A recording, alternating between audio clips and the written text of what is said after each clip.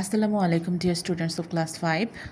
It's unit 5 and activity 2.2. আমরা already unit 5-এর এই কনভারসেশনটা পড়েছি। আমরা আজকে এই কোয়েশ্চেনগুলো সলভ করব। কোয়েশ্চেনগুলো সলভ করার একটা উদ্দেশ্য হচ্ছে বাজারে যে বইগুলো পাওয়া যায়, আমার শিক্ষার্থীরা সাধারণত উত্তরগুলো সেই বই থেকে শিখে নেয়, তারা সেটা মেমোরাইজ করার চেষ্টা করে। তো আমি বলবো তোমরা সেটা মেমোরাইজ করার চেষ্টা করবা না, কারণ পরীক্ষায় তোমাদেরকে কিন্তু একটা প্যাসেজ দেয়া থাকে। এই টেক্সটটাই যদি পরীক্ষায় আসে তাহলে প্যাসেজ আকারে তোমার প্রশ্নের শুরুতেই দেয়া থাকবে এবং তোমাকে কিন্তু এখান থেকেই কোয়েশ্চেনের অ্যান্সারগুলো দিতে হবে। তাই তুমি অযথাই সেগুলো মুখস্থ না করে উত্তরটা কিভাবে প্যাসেজ থেকে বের করা যায় সেই টেকনিকটা শিখে নিবে। তো প্রশ্নটা যখনই আমরা পড়ব, যেমন এ নাম্বার কোয়েশ্চেনটা যদি আমরা পড়ি, what special event is happening at the school. তো এখান থেকে কিছু শব্দ পাবে তুমি যেগুলো কিওয়ার্ডের মতো, যেগুলো এখানে সরাসরি ম্যাচ করে যাবে। তো এটা তুমি একটু প্রথমেই প্যাসেজটা পড়ে নেবে, পড়ে নিয়ে প্রশ্নটা থেকে যে শব্দটা এখানে এসে তুমি কমন পাবে, যেমন এখানে আমরা সরাসরি কমন পেয়েছি হ্যাপেনিং, যদিও আমি একটু আন্ডারলাইন করে রেখেছি, কিন্তু তোমরা যখন প্যাসেজটা পড়া থাকবে তোমাদের তখন কিন্তু তোমরা নিজেরাই বুঝতে পারবে যে আমার শব্দটা এখানে আছে। তো এখানে লাকিলি এই প্রশ্নটা হুবহু এখানে আছে, what's happening at your school today. তোমার স্কুলে আজকে কি ঘটছে। তো এটার উত্তর ডিরেক্টলি এই লাইনটাই হয়ে যাবে, today is the student council election. কিন্তু সরাসরি যদি নাও থাকতো উত্তরটা, তাহলেও কিন্তু আমরা এখান থেকে কিওয়ার্ড ম্যাচ করে উত্তরটা বের করে ফেলতাম। আর এই উত্তরটা বের করার সবচেয়ে বড় উপায় হলো তোমাকে কোয়েশ্চেন ওয়ার্ডের মিনিংটা অবশ্যই জানতে হবে এবং এরপর তুমি একটা কিওয়ার্ড ম্যাচ করার চেষ্টা করবে। তুমি যদি অ্যান্সারটা সাজিয়ে নাও লিখতে পারো তাহলেও কিন্তু তুমি কিছুটা নাম্বার পেয়ে যাবে, কিন্তু তুমি যদি মুখস্থ করো তাহলে সেটা তোমার শুধু আজকের প্রশ্নের উত্তরটাই পারবে তুমি। এরপরে সব প্রশ্নের উত্তর কিন্তু মুখস্থ করে রাখা যাবে না, তোমাকে টেকনিক অবলম্বন করতে হবে। এবং পরীক্ষায় আমি যেটা দেখি, মুখস্থ করতে গিয়ে ওরা অনেক শব্দ ছেড়ে দেয়, মানে ওইটা তার আর মনে আসতেছে না, তখন ছেড়ে দেয়। তো এরকম করা যাবে না, তোমাকে উত্তরটা বের করার টেকনিক বের করতে হবে। তো এখানে আমার সাবজেক্ট ছিল আজকে কি ঘটছে স্কুলে।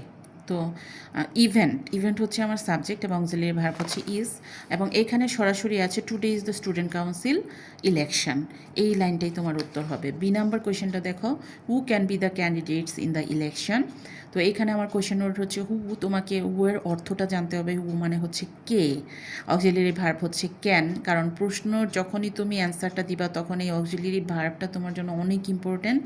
তুমি যদি অক্সিলারি ভার্বটা আর প্রিন্সিপাল ভার্বের ফর্মটা ঠিক করতে না পারো তাহলে কিন্তু তোমার উত্তরটি আর নেওয়া যাচ্ছে না, কারণ ওই দুইটাই মূল কাজ করে একটা অ্যান্সারের মধ্যে। তো আমরা এই কোয়েশ্চেনটাও আমরা এখান থেকে কিওয়ার্ড খুঁজে বের করব, যেমন ক্যান্ডিডেটস, ইলেকশন, এই শব্দগুলো আমরা খুঁজে বের করব। তো আমরা যদি নেক্সট লাইনে যাই, এখানে কিন্তু ডিরেক্টলি এই প্রশ্নটা আছে, হু আর দ্য ক্যান্ডিডেটস। তো এইটার যে অ্যান্সার এখানে আছে মানে কনভারসেশনে, সেই অ্যান্সারটাই কিন্তু তোমার কোয়েশ্চেনের অ্যান্সার।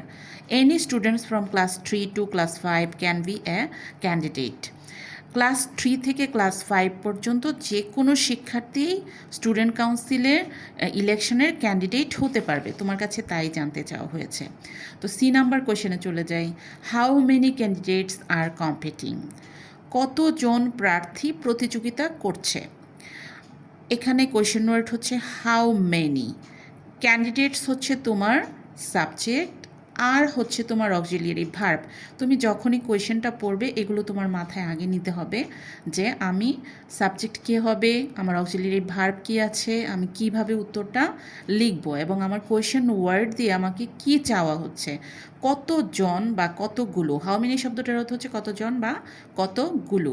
তাহলে ক্যান্ডিডেটস যেহেতু ব্যক্তি, তার মানে এখানে কতজন ক্যান্ডিডেট বা প্রার্থী অংশগ্রহণ করছি। এই যে সেকেন্ড লাইনটা আছে, আমরা আগে যে কোশ্চেনের অ্যান্সারটা দিয়েছি দেখো, তারপরের লাইনটাই এই কোশ্চেনটার অ্যান্সার।